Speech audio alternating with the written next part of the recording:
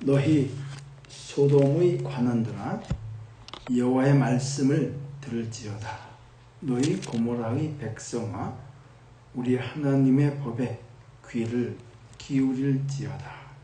여호와께서 말씀하시되 너희의 무수한 재물이 내게 무엇이 유익하냐.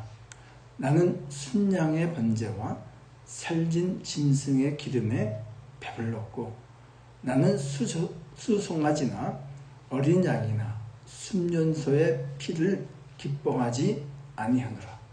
너희가 내 앞에 보이려 오니 이것을 누가 너희에게 요구하였느냐. 내 마당만 밟을 뿐이니라. 헛된 재물을 다시 가져오지 말라. 분향은 내가 가증히 여기는 바요 월삭과 안식일과 대회로 모이는 것도 그러하니 성회가 아울러 악을 행하는 것을 내가 견디지 못하겠노라. 내 마음이 너희의 월삭과 정한 절기를 싫어하니 그것이 내게 무거운 짐이라. 내가 지기에 곤비하였느니라. 너희가 손을 펼 때에 내가 내 눈을 너희에게 가리고 너희가 많이 기도할지라도 내가 듣지 아니하리니 이는 너희 손에 피가 가득함이라. 너희는 스스로 씻으며 스스로 깨끗하게 하여 내 목전에서 너희 악한 행실을 버리며 행악을 그치고 선행을 배우며 정의를 구하며 학대받은 자를 도와주며 고아를 위하여 신원하며 과부를 위하여 변호하라 하셨느니라. 아멘. 기도하고 하나님 말씀 나누겠습니다. 주님, 이 엄중한 시기에 저희가 모였습니다. 아버지의 말씀을 듣기 위하여 모였습니다. 이 시기에 말씀하시는 성령의 음성을 듣기 위하여 모였습니다. 말씀하여 주시옵시고 깨닫게 하여 주시옵시고 이것이 이 시대를 향한 이 교회를 향한 하나님의 말씀 되게 하여 주옵소서. 감사하며 예수님 이름으로 기도하옵나이다. 아멘. 성경에는 많은 재난에 대한 말씀이 나옵니다. 특별히 요즘에 이 코로나 19로 인해서 엄청난 이 재난의 한가운데에 저희가 지금 지나가고 있죠. 그러나 이런 상황 가운데서도 우리 믿는 사람들은 이 세상을 하나님께서 말씀으로 창조하셨고 그리고 하나님께서 이 세상을 여전히 능력의 장중에 붙드시고 다스리시는 것을 저희는 믿고 있습니다. 아멘이시죠? 이 하나님의 다스림을 말씀하시는 책이 바로 이 성경 책이죠. 이 재난과 관련해서 그러면 성경에는 어떠한 재난들이 있는가 하는 것에 대해서 말씀을 나누고 그리고 특별히 이 코로나 19을 통해서 그러면 하나님께서는 어떠한 말씀을 이 시대와 교회들 가운데 믿는 사람들 가운데 주시는가 이 말씀을 오늘 나누고자 합니다. 성경에는요 이 재난을 세 가지로 분류할 수가 있습니다. 먼저 다음 화면을 한번 보시면 세 가지 재난이 나오죠. 지극히 개인적인 재난이 성경에는 나오고요. 두 번째는 한 사람이 범죄함으로 인해서 이 공동체가 받는 재난이 있습니다. 그리고 세 번째는 전체적인 공동체, 민족 또는 이 땅 전체가 받는 고난, 이 세 가지 고난이 성경에 기록되어져 있습니다. 그래서 먼저 이 재난의 예를 성경을 통해서 제가 좀 더 나누고 그리고 이 코로나 19을 통해서 하시는 하나님의 말씀을 저희가 듣고 분별하기를 원합니다. 먼저 개인적인 재난, 또 성경에 많은 예가 나오거든요. 그 대표적인 것이 욥의 고난이죠. 욥은 아무런 죄를 짓지 않았음에도 불구하고 하나님께서는 그 욥에게 재난을, 고난을 허락하셨죠. 이 욥이 당한 이 고난은 다른 사람에게는 영향을 미치지 않습니다. 그 욥과 욥의 가정에 국한된 재난이었습니다. 또 개인적인 재난의 예를 들자면은 유다에게는 4명의 아들이 있었죠. 3명은 같이 한 어머니에서 태어난 것 같고요. 나머지 한 사람 베레스는 다른 다말에게서 태어난 것이죠. 근데 첫 번째, 두 번째 이 아들이 죄를 지었습니다. 그 죄에 대해서 역대상 2장 3절을 한번 보시면 다 같이 한번 읽겠습니다. 시작. 유다의 아들은 에르와 오난과 셀라니, 이 세 사람은 가나안 사람 수아의 딸이 유다에게 낳아준 자요. 유다의 맏아들 에르는 여호와 보시기에 악하였으므로 여호와께서 죽이셨고. 마찬가지로 에르도 마찬가지고 오난도 하나님께서 악하기 때문에 즉 그 개인적인 이 악함, 죄를 하나님께서 물으시고 그냥 그들을 죽이셨어요. 그러니까 개인적인 재난이고 고통인 것이죠. 그 외에도 이 개인적인 재난의 예는 성경에 아주 많습니다. 예를 들자면 엘리의 두 아들 홈리와 비나스, 이 사람들도 하나님께서 드리라고 하지 않은 다른 불을 사용해서 하나님께 예배할 때에 이 두 아들 하나님께서는 치심으로 말미암아 죽었죠. 그리고 신약에서도 이 교회가 막 부흥하려고 하는 그 시기에 아나니아와 삽비라, 아주 좋은 예죠. 이 부부가 성령을 숙임으로 인해서 즉시 하나님께서 치심으로 말미암아 그들이 죽임을 당했습니다. 이 아나니아와 삽비라의 이 받았던 이 개인적인 고난이 다른 사람에게는 영향을, 물론 좋은 본보긴 됐지만 그들의 고난이 다른 사람의 고난으로 전가되지는 않습니다. 지극히 개인적인 고난인 것이죠. 동일하게 이 시대에도 하나님께서는 이렇게 개인적으로도 고난을 주시기도 합니다. 두 번째, 이 고난은 한 사람의 잘못으로 말미암아서 공동체가 받는 고난이 있습니다. 그 좋은 예가 이스라엘 사람들이 출애굽을 한 이후에 요단강을 건너가서 제일 처음 한 전투가 무슨 전투냐면 여리고성 전투입니다. 여리고성 전투 때 하나님께서는 그냥 하루에 한 바퀴씩 돌아 6일 동안, 그리고 7일째에는 어떻게 해요? 7바퀴 돌고 소리 질러. 그러면 성이 무너질 거야. 이스라엘 사람들은 이것을 믿고 순종했습니다. 근데 그때에 하나님께서 여리고성을 함락시킬 때에 단 한 가지 조건을 두셨어요. 뭐죠? 뭐냐면은 여리고성에 들어갔을 때에 거기서 아무것도 취하지 마. 다 부득해.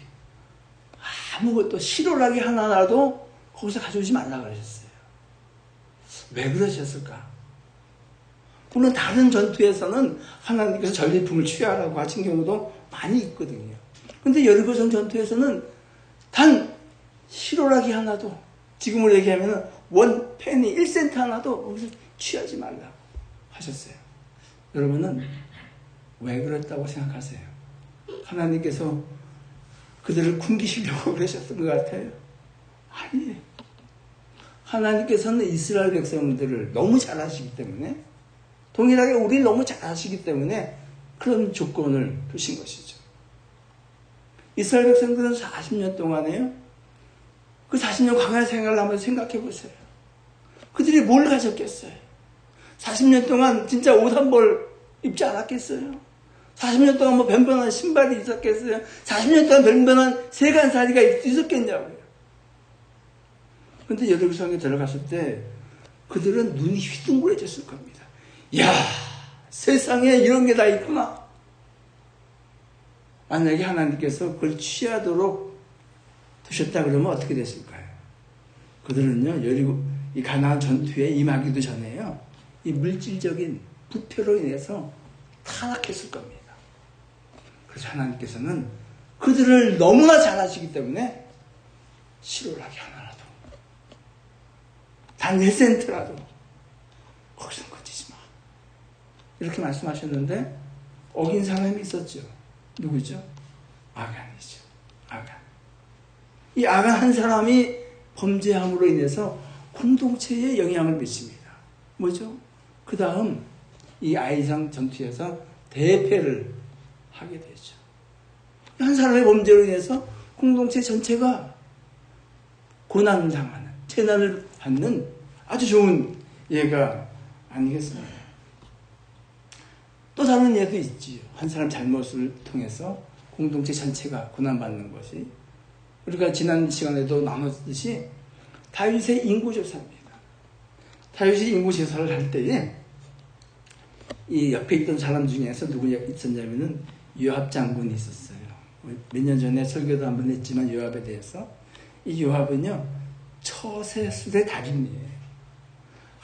아주 처세에 능한 사람이에요. 이 사람마저도 어떻게 해요?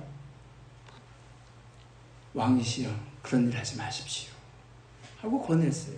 말씀을 한번 볼까요? 사무엘하 24장 2절에 있는 말씀 읽어주세요. 다 같이 시작. 이에 왕이 그 곁에 있는 군사령관 요압에게 이르되 너는 이스라엘 모든 지파 가운데로 다니며 이제 단에서부터 브엘세바까지 인구조사하여 백성의 수를 내게 보고하라 하니, 요압이 이 명령을 받았어요.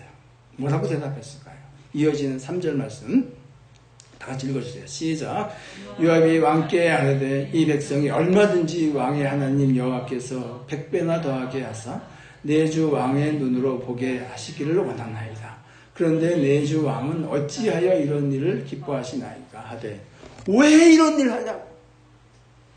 이 처세의 달인은 보통 같았으면요 요압이 아우 알겠습니다 왕이요 명령하셨으니까 제가 바로 시행하겠습니다 하고 이렇게 얘기할 사람인 이 사람마저도 이런 일을 하면 안 된다는 거예요.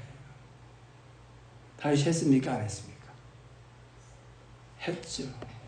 4절 말씀 읽어주다 같이 시작.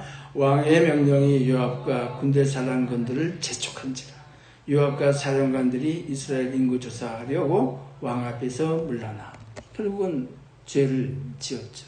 그 결과는 뭐죠? 그 결과는 아주 무섭습니다. 그 결과에 대해서 15절은 이렇게 말씀합니다. 다 같이 또 읽어주세요. 시작. 이에 여호와께서 그 아침부터 정하실 때까지 전염병을 이스라엘에게 내리시니 단에서부터 브엘세바까지 백성의 죽은 자가 7만 명이다. 즉 한 사람 범죄로 인해서 공동체 전체가 재난을 받는 그런 상황 가운데 들어간 것이죠. 동일해요. 지금도 하나님께서는 이러한 방법으로 공동체를 순결하게 하시고 보존하십니다. 어떤 공동체를, 교회를 특별히 그렇게 하시는 것이죠.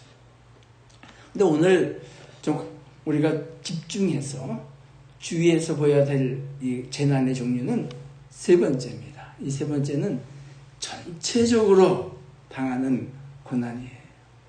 그 고난에 대해서도 아주 예가 많이 있습니다. 예를 들자면은 노아의 홍수 있지 않습니까? 노아의 홍수 같은 경우에는 전 지구가 모든 사람이 예외 없이 단 한 가정 빼고 고난을 당했죠. 그리고 이 앞으로 이 세상 가운데 임할 고난도 마찬가지입니다. 요한계시록에는 제가 몇 번 나눴지만 이 7 시리즈가 4번 반복됩니다. 뭐죠? 처음에는 7교회, 그 다음에 뭡니까? 7인, 그 다음에 뭐예요? 7나팔, 그 다음에는 7대접. 이 7개의 한 시리즈라 그러면은 이것이 4번 반복. 재난에 대해서는 3번 반복하는 것이죠. 7인, 7나팔, 7대접. 이 각각의 인과 나팔과 대접은요, 전체적으로 임하는 재난을 말씀하고 있습니다. 그 중에서 몇 구절을 우리가 함께 읽도록 하겠습니다. 요한계시록 8장 7절에 있는 말씀 읽어주세요. 시작. 첫째 천사가 나팔을 부니 피 섞인 우박과 불이 나와서 땅에 쏟아지매 땅의 3분의 1이 타버리고 수목의 3분의 1도 타버리고 각종 푸른 풀도 타버렸더라. 이 나팔, 첫 번째 천사가 나팔 부니까 이 땅의 3분의 1이 타버렸다는 것이. 또 이어지는 말씀 12절 읽어주세요. 8장 12절 또 읽겠습니다. 시작. 넷째 천사가 나팔을 부니 해의 3분의 1과 달의 3분의 1과 별들의 3분의 1이 타격을 받아 그 3분의 1이 어두워지니 낮 3분의 1은 비춤이 없고 밤도 그러하더라. 이 나팔 불면은 이 땅에 있는 누구나 갈 거 없이 고난 가운데 들어가는 것이죠. 이것이 우리가 앞으로 경험하게 될 고난들입니다. 그런데 이런 고난의 재난이 닥쳐올 때에 사람들은 두 부류로 나뉩니다. 두 부류로 나뉘어요. 자, 첫 번째 부류는 어떤 부류인가? 요한계시록 14장에 있는 말씀 또 우리가 다 같이 한번 읽도록 하겠습니다. 시작. 성도들의 인내가 여기 있나니 그들은 하나님의 계명과 예수에 대한 믿음을 지키는 자니라. 이런 고난이 올 때에 뭐라고요? 성도들의 인내. 성도들은 택한 사람들은 인내한다. 그래서 하나님의 계명과 믿음을 지키는 사람들이 있다는 것이죠. 그래서 13절 말씀은 이러한 성도들에 대해서 말씀을 합니다. 또 내가 들으니 하늘에서 음성이 나서 기록하라. 지금 이후로 주 안에서 죽은 자들은 복이 있다. 즉 인내로 인해서 설사 죽음의 자리에 간다 할지라도 그것이 화가 아니라 복이라는 것이. 하심에 성령이 이르시되 그러하다. 그들의 수고를 그치고 쉬리니 그들의 행한 일을 따릅니다. 이 믿음을 지킨 이 행위, 믿음의 행위로 인해서 복이 있다고 말씀하시고 영원한 안식 가운데 들어간다고 말씀하시는 것이죠. 저와 여러분은 이런 성도 중에 한 사람인 줄로 믿습니다. 아멘이 없네요. 믿습니다. 네. 또 한 부류의 사람들이 있어요. 어떤 사람들이 있을까요? 자, 요한계시록 16장에 있는 말씀 또 읽겠습니다. 시작. 또 무게가 1달란트나 되는 큰 우박이 하늘로부터 사람들에게 내리매 사람들이 그 우박의 재앙 때문에 하나님을 비방하니 그 재앙이 심히 크니라. 무게가 1달란트면은 도대체 어느 정도 되는지 아세요? 무게가 1달란트면요 키로수로 하면은 한 35kg 됩니다. 뭐 키로보다 파운드가 익숙하시면은 한 75파운드, 6파운드 됩니다. 그러니까 어린아이만한 우박이 하늘에서 떨어진다는 거예요. 지금 코로나19는 될 것도 아니죠. 그러면 이게 무슨 재앙이냐면은 아까 7인, 7나팔, 7대접이었잖아요. 그거 다가 재난이었어요. 이런 재난을 하나님께서 내리실 때는 돌이키라는 거 아니겠어요? 근데 이 재난이 언제부터 재난인지 아세요? 이 사람들이 하나님을 원망하는 이 재난이 마지막 재난이에요. 마지막 때까지 돌이키지 않았다는 거예요. 그리고 어떻게 해요? 하나님을 원망하고 있어요. 재난이 오면요. 전체적인 재난이 오면은 사람들은 이렇게 갈라지게 돼 있어요. 그래서 이 전체적인 재난을 주신 하나님의 뜻은요. 두 가지예요. 하나는 죄에 대한 심판이고요. 다른 하나는 구별입니다. 이 구별은요. 죄인과 의인을 구별하시는 거예요. 이 구별은 믿음을 지키는 자와 믿음을 지키지 않는 자를 구별하시는 거예요. 그리고요. 이 구별은 영생과 영벌을 구분하시는 거예요. 무엇을 통해서? 이 재난을 통해서 하나님께서 이 재난을 전체적인, 전 우주적인, 전 지구적인 재난을 허락하시는 것이죠. 자, 그러면요. 지금 우리가 당하고 있는 이 재난, 코로나19는 무슨 재난에 속합니까? 개인적인 재난이에요? 아니면 한 사람의 죄로 말미암아 전체가 받는 재난입니까? 아니면 전체적인 재난입니까? 몇 번째입니까? 세 번째예요. 세 번째. 이 세 번째를 하나님께서 이 코로나19을 통해서 허락하신 것입니다. 그리고요, 한번 잘 이렇게 한번 보세요. 이 고난을 당하고 있는 지금 160개국이 넘는 나라가 이 재난 가운데 들어가고 있습니다. 근데 뭐라고 하고 있죠, 지금요? 각 나라에서는 동일한 처방을 내놓고 있어요. 어느 한 나라도 틀리잖아요. 무슨 처방을 내놓고 있죠? 오늘 말씀의 제목이에요. 설교의 제목이에요. 뭐죠? 다니지 말라, 모이지 말라예요. 그렇잖아요. 다니지 말라, 모이지 말라가 미국도, 한국도, 유럽도 그 어느 나라도 예외 없이 동일하게 내놓는 처방입니다. 저는 여기다 하나 더 한다면은 지금 마스크 있잖아요. 마스크를 예외 없이 다 좀 쓰라고 미국도 하고 있어요. 신문을 봤더니요, 어느 아시아 국가에서 이 미국 회사가 만든 마스크가 수십만 장이 있었는데 그 미국이 있잖아요. 그걸 인터셉트 했다고 그러더라고요. 돈 받는다고. 그럼 그 마스크 어디다 써요? 지금 눈, 코, 입하고 코를 가리잖아요. 이게 무슨 말씀이에요? 전 이것을 다니지 말라, 모이지 말라, 하나 더 해서 말하지 말라. 그래서 저는 해석을 합니다. 그러면요, 지금 다니지 말고 모이지 마는 것이 중요하게 분별해야 할 것이 여기 있습니다. 그러면 이것이 하나님께로부터 말미암았습니까? 아니면 사람들이 하는 얘기입니까? 이것을 어떻게 받아들이냐에 따라서 사람들의 행동이 달라집니다. 그렇죠. 어떤 교회는요, 이것을 종교적인 탄압으로 간주를 해서 더 모입니다. 그렇죠. 이거 왜냐면 이 모이지 말라, 다니지 말라를 사람의 명령으로 생각하기 때문에 그렇습니다. 예배하는 이 자유를 하나님에 대한 반역이라고 생각해서 더 모이고 있습니다. 이게 맞아요? 틀려요? 판단하기 힘드시죠? 맞습니까? 틀립니까?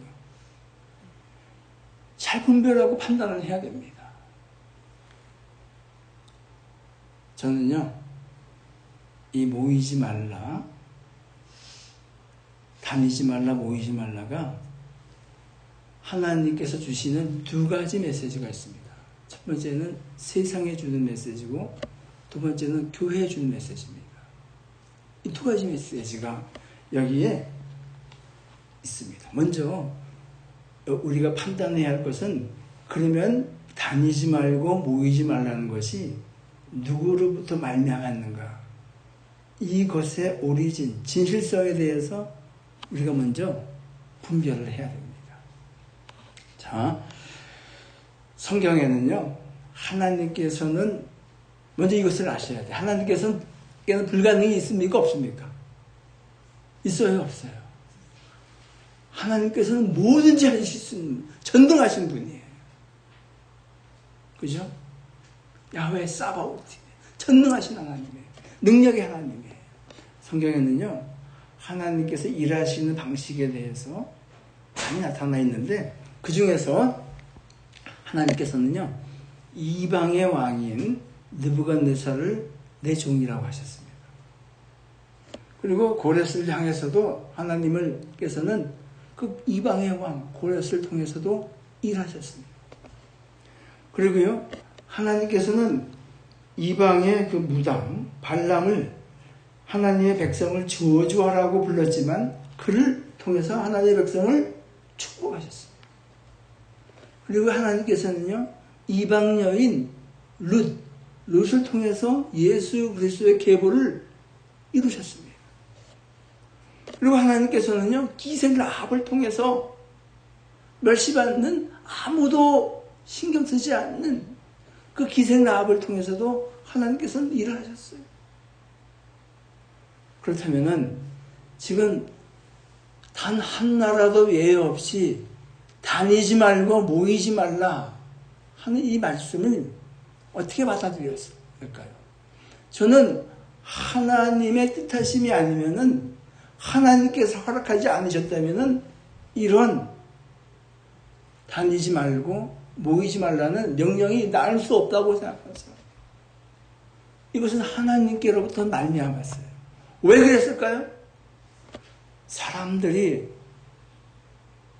지금까지 한 것은요, 빨리 다니기 위해서 정말 빠른 차를 만들고요, 빠른 비행기를 만들고요, 빠른 기차를 만들고요, 그리고 많이 모이.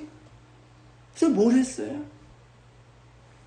이 세상 사람들은 빨리 다니고 모임을 통해서 새로운 바벨탑을 건설했어요. 하나님을 거역하는 새로운 하나님의 뜻에 반하는 신바벨탑을 지금까지 세우고 있었던 거예요. 하나님께서는 이것에 대해서 심판하시고 스탑하라고 이 징계를 통해서, 이 재난을 통해서 말씀하시는 거예요. 더욱 한심한 건 뭔지 아십니까? 하나님의 이 창조의 섭리를 거슬리는 일들을요 하고 있는데, 교회가 그것에 대한 영적인, 정신적인 근거까지도 마련해주고 있는 이 참담한 현실 가운데 우리가 살고 있어요. 맞죠? 그렇지 않습니까? 하나님께서는 그래서 이 세상에 대해서, 이 죄에 대해서 말씀하고 계시는 거예요. 모이지 말아라, 다니지 말아라, 말하지 말아라 하고 말씀을 하고 계시는 것이죠. 요즘에 우리가 새벽 기도 때 이 에레미야서를 나누고 있습니다.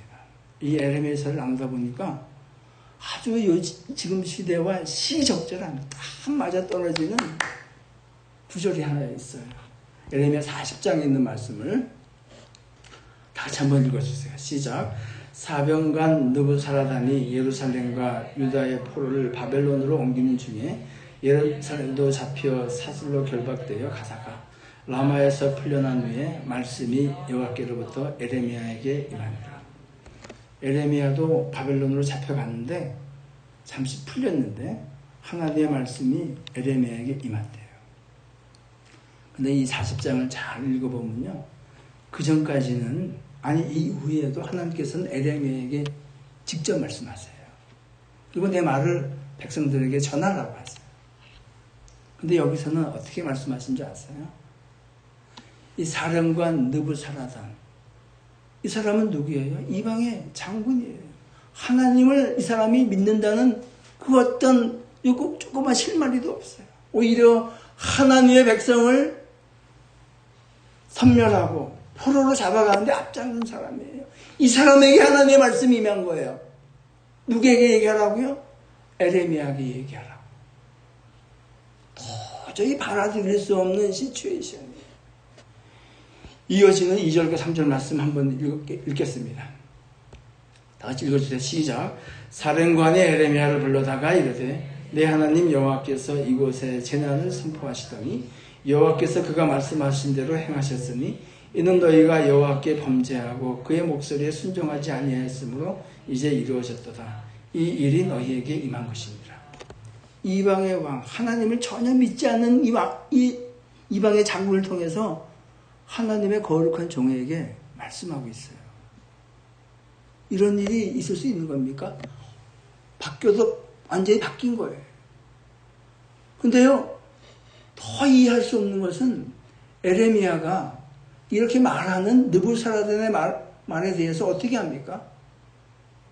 너 어떻게 하나님도 안 믿는 이방의 장군이 감히 나한테 얘기할 수 있어? 하고 그에게 반문합니까? 아니에요. 에레미야는 이 느부사라단의 말을 하나님의 말씀으로 받아들입니다. 동일한 거예요. 지금 전 세계 나라가 다니지 말라, 모이지 말라 얘기하고 있는 것은 이것은 하나님으로부터 말미암은 것이에요.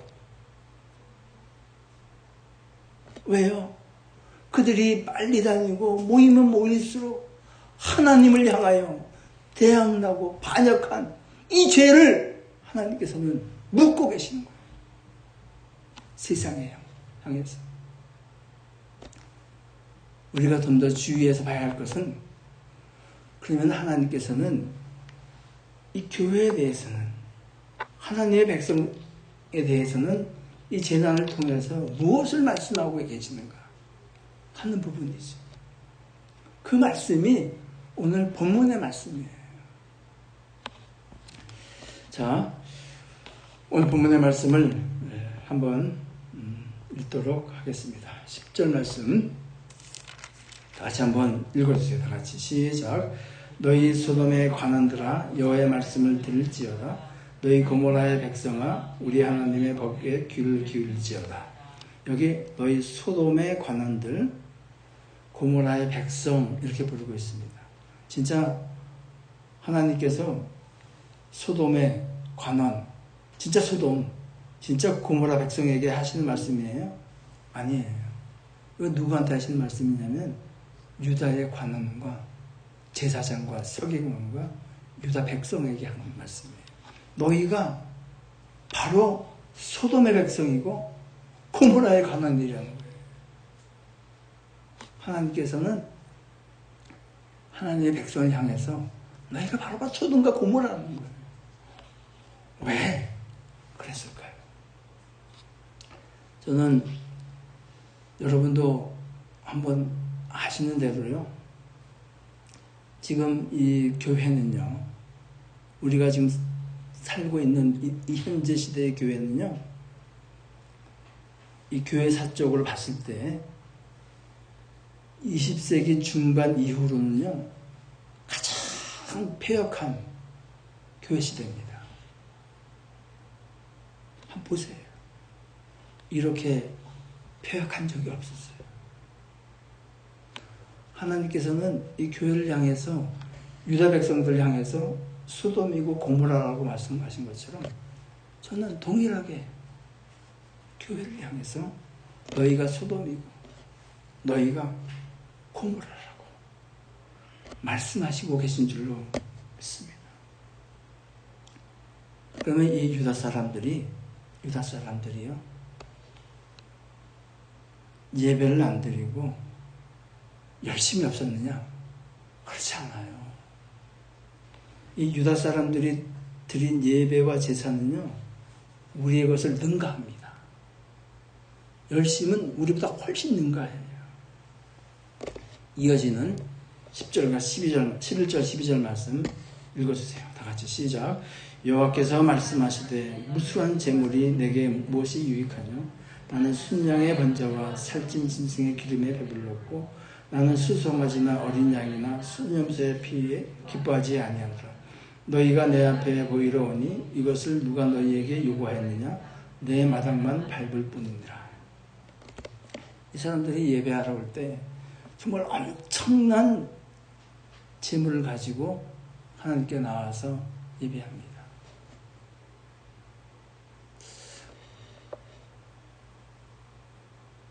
지금 우리가 드리는 이 예물보다도 많으면 많았지 결코 작다 할 수 없어요.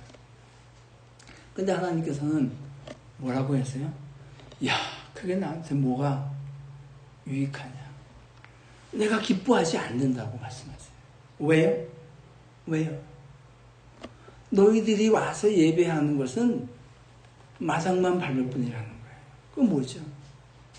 그저 와서 형식적인 제사 드리고 간다는 거예요. 진정한 예배가 되지 아니하고 진정한 제사가 되지 않는다는 것이. 어쩌면 지금 시대를 향해서 하나님께서 이렇게 말씀하고 계신지 모르겠습니다. 너희가 주일날 한번 와서 헌금하고 출석부상 찍고 그냥 가는 거, 이것에 대해서 말씀하고 계시지는 않다고 생각하십니까?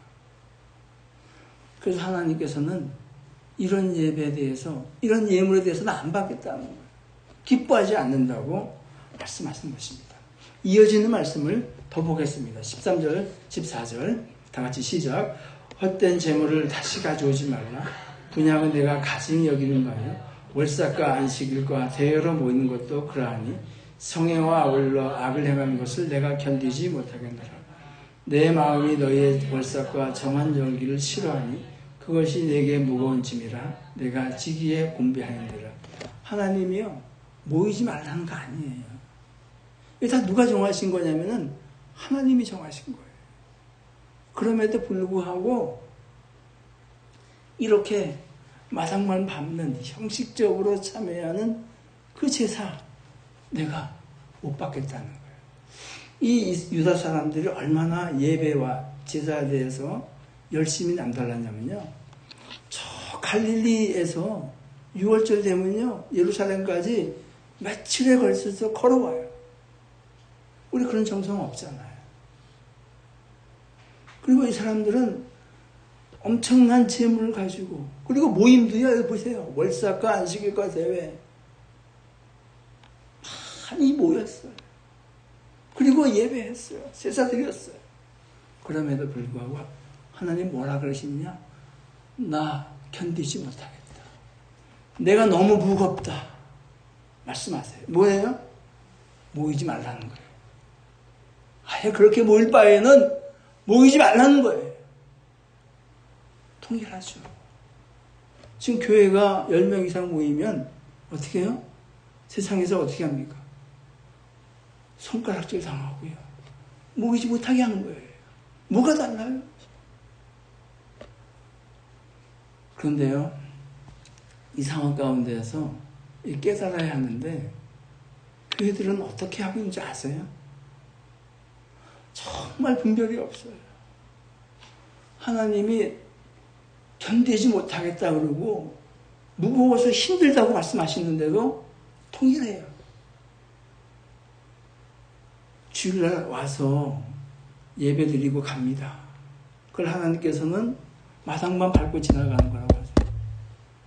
지금 모이지 못하게 하니까 뭘로 예배하죠? 이게 나쁘다는 건 절대 아니에요. 뭘로 합니까? 온라인으로, 인터넷으로 예배하고 있어요. 그러면 와서도 마당만 밟고 갔는데 온라인으로 예배하면 더 진정으로 예배하게 됩니까? 저는 아니라고 생각해요. 오히려 마당도 밟지 못하고 그냥 문 밖에서 노크만 하고 돌아가는 거하고 뭐가 다르겠어요? 그런데요, 좀 능력이 있는 교회들은 작은 교회들 향해서 뭐라 그러는지 아세요? 당신들이 이렇게라도 예배하는 것을 내가 도와주겠다. 그게 맞다는 거예요. 하나님의 마음은 그게 아니에요. 하나님의 마음은요, 정말 진정과 신령으로 드리는 그 한 사람의 예배를 어디에 있든지 간에 드리는 것을 원하시는 거예요. 그럼에도 불구하고 이 사람들은 뭐라고 얘기하냐면요, 인터넷으로 유튜브로 예배했잖아요. 그러면 뭐라고 얘기하고 있는지 아세요? 아, 우리가 예배 드렸다. 아, 우리 예배는 끊어지지 아니하였다. 그냥 마당 밟았다는 것을 가리고 있어요. 이것이 이 코로나 사태를 통해서 하나님께서 교회에게 주시는 말씀입니다. 요즘의 예배는요, 정말 빛이 납니다. 너무너무 빛이 나요. 좋은 음악시설에 정말 가수 빤치는 노래 실력, 정말 빛이 나죠. 우리가 정말 우리 할아버지 할머니들이 그 마룻바닥에서 북치며 박수치며 정말 간절히 예배했던 것에 비하면은 너무너무 빛이 나고 사람이 보기에는 좋은 예배 같습니다. 그럼에도 불구하고 하나님께서 이것이 마당만 밟는 것이라고 말씀하신다면은 그 예배에서 박수치고 목소리 높여 기도했다 할지라도 그것은 단지 자신의 감정만 업하는 그런 사람의 모임으로밖에 되지 않는 것이에요. 하나님께서 왜 그러면 이 모이는 것에 대해서, 이렇게 예배하는 것에 대해서 안 받겠다고 하십니까? 그 이유가 15절에 나오죠. 15절 다 같이 한번 읽겠습니다. 시작. 너희가 손을 펼 때에 내가 내 눈을 너희에게 가리고 너희가 많이 기도할지라도 내가 듣지 아니하리니 인 너희의 손에 피가 가득함이라. 너희가 예배할지라도, 손 들고 기도할지라도 내가 눈 가리겠다, 듣지 않겠다 말씀하세요. 왜요? 너희 손에 피가 가득하다는 거예요. 뭘 말씀하십니까? 여기 와서는 거룩한 적 앉아있고 간절히 예배하는 거, 기도하는 것 같지만 너희 손에 삶에서는 이 탐욕에 물들어 남의 것을 빼앗으려고 하는 이 육신적인 욕심에 처져 있는 그 삶 가운데서 나와서 드리는 예배를 내가 받겠냐 하는 것이에요. 하나님께서는 저와 여러분에게 이 세상, 지금 우리 교회만 드리는 말씀이 아니에요. 오늘은요, 이 땅에 있는 교회 가운데에 이 말씀을 하고 계시는 거예요. 그러면요, 그럼 어떻게 해야겠는가? 이게 중요한 것이죠. 어떻게 해야겠습니까? 16절에 있는 말씀 읽겠습니다. 시작. 너희는 스스로 씻으며 스스로 깨끗하게 하며 내 목전에서 너희 악한 행실을 버리며 행악을 그치고, 뭐죠? 씻어라, 버려라, 스탑해라. 뭐예요? 너희의 예차, 구수, 하나님 자녀 되기 전에 가졌던 모든 것 어떻게 해요? 씻어버려라. 그리고 버려라. Throw away and stop. 그 행실을 그쳐라. 말씀하고 계시는 것이죠. 이것에 대해서 에베소서 4장 22절 말씀은 이렇게 말씀합니다. 읽어주세요.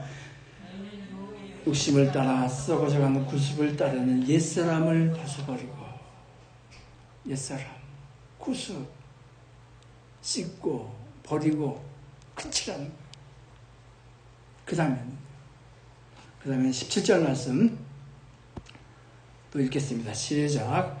선행을 배우고 정의를 구하며 학대받는 자를 도와주며 고아를 위하여 신원하며 갑을 위하여 번호하라 하셨느니라. 여기 다시 좀 넘겨주시면 두 번째는요, 뭐 하고요? 배우며 구하라. 하나님의 말씀 가운데 나아가며 하나님을 구하라는 것이. 이것에 대해서 에베소서 4장 23절과 24절 말씀 읽겠습니다. 시작. 오직 너의 심령이 새롭게 되어 하나님을 따라 의와 진리의 거룩함으로 지으심을 받은 새 사람을 입으라. 옛사람을 벗어버리고 구습을 버리고 이제는 어떻게 해요? 새로워져라. 배우고 구하라. 동일한 말씀이에요. 새 사람, 하나님께서 원하시는 그 성령의 사람 되기를 원한다. 그렇게 와서 예배할 때에 그 예배가 어떤 예배가 됩니까? 하나님께서 기뻐 받으시는 예배가 되는 것이죠. 말씀을 정리하겠습니다. 다니지 말라, 모이지 말라. 이건 결코 세상의 명령이 아니에요. 너희가 그렇게 피 묻은 손으로, 옛 구습으로 그 상태로 와서 예배하는 그 모습, 아무리 많은 제물을 드리고 기도하고 찬양하고 한다 할지라도 하나님 어떻게 해요? 내가 기뻐하지 않는다. 내가 싫어한다. 내 짐이 무겁다. 그렇게 말씀하세요. 그래서 어떻게 해요? 이 일을 통해서 스탑시키신 거예요. 어떻게 해야 됩니까? 이 시기를 지나면서 우리가 교회가 세워져야 됩니다. 그러할 때에, 그렇게 할 때에, 다시 모여서 우리가 예배할 때에 그 예배가 하나님께서 받으시는 산제사 되는 것이고요.